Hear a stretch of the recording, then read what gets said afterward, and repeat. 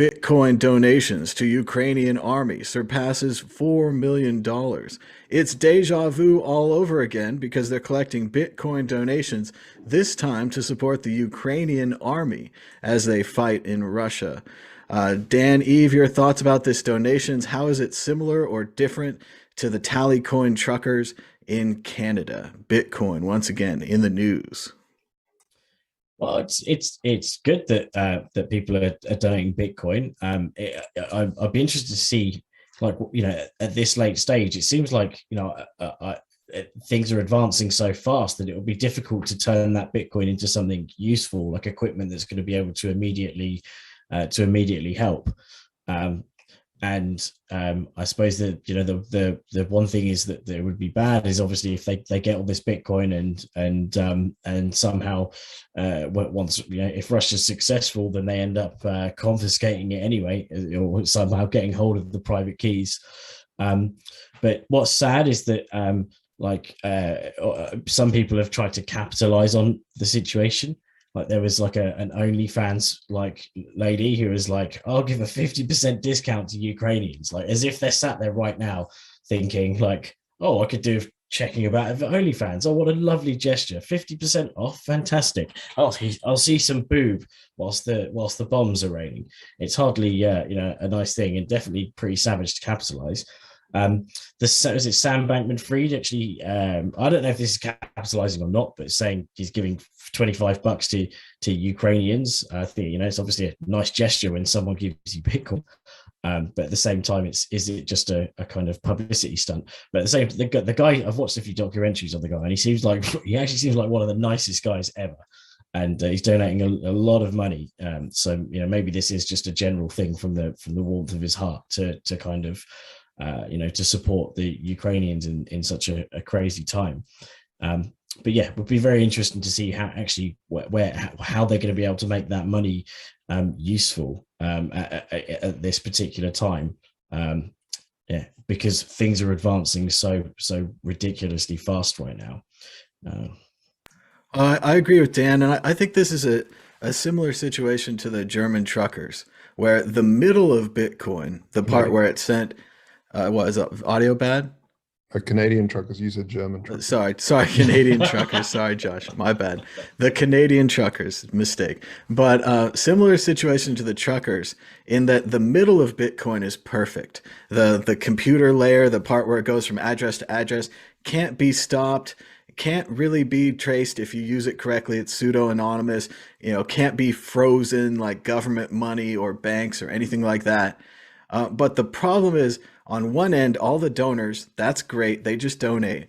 But the problem is that last mile, the other end.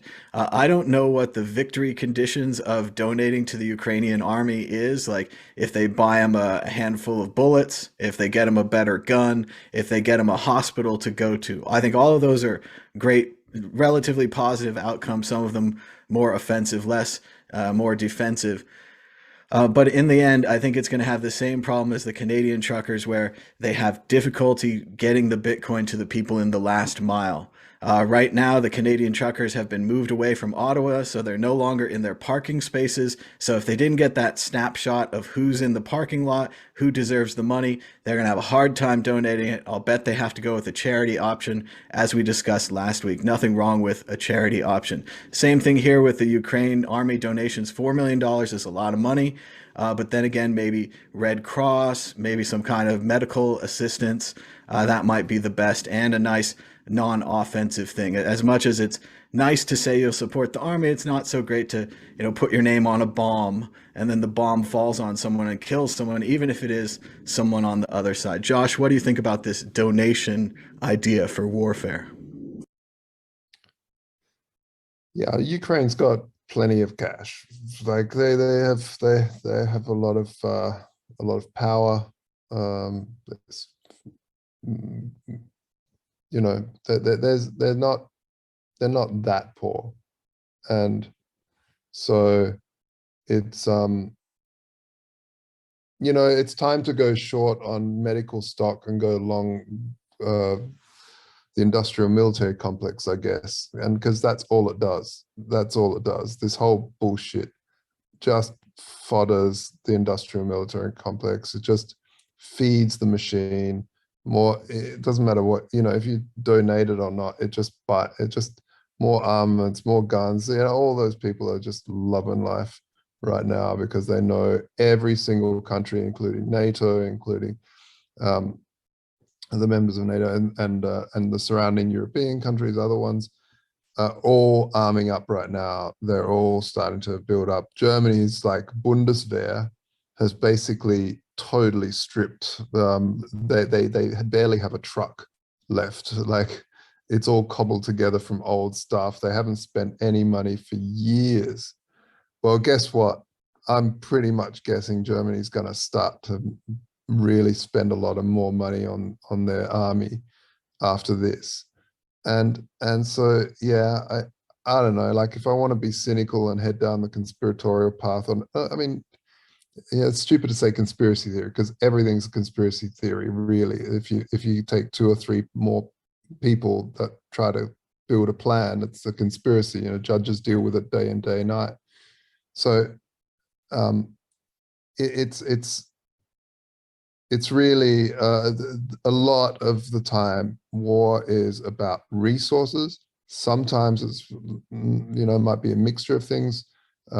Definitely access to the Black Sea for Russia is kind of handy because the North Sea freezes over in the winter. You can't really have naval access. You do on the east side, east coast of Russia, you could, but that's very far away from most of the established society in Russia. So yeah, I think it's all a big armaments thing and a mix of things. So and these donations, I mean, it doesn't help. I mean, it's like, where's it going? Who's it?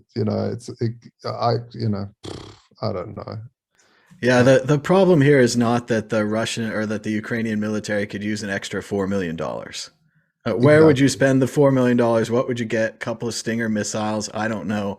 And then what do you do next? It's this. Maybe it makes people feel better. They're donating, and again, Bitcoin's perfect for that middle section. But the problem is every one of these fundraisers exposes that whole last mile where, no one likes to say this, but essentially you need a government.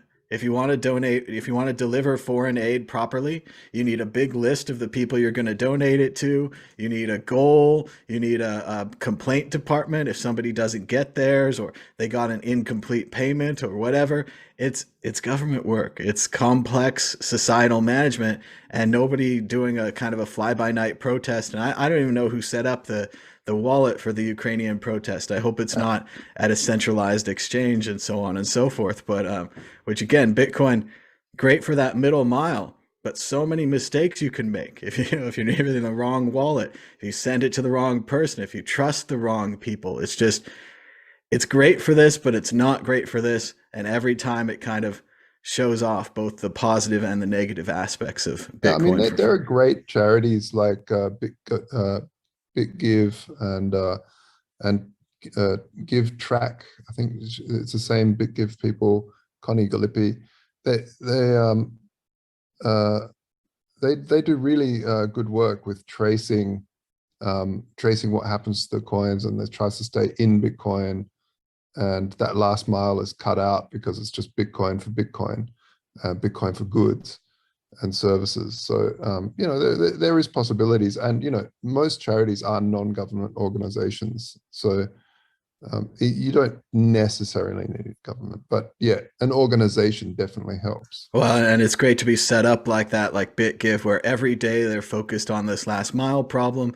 They've got all kinds of contacts in the field where hopefully they can get the funds to them directly, less middlemen.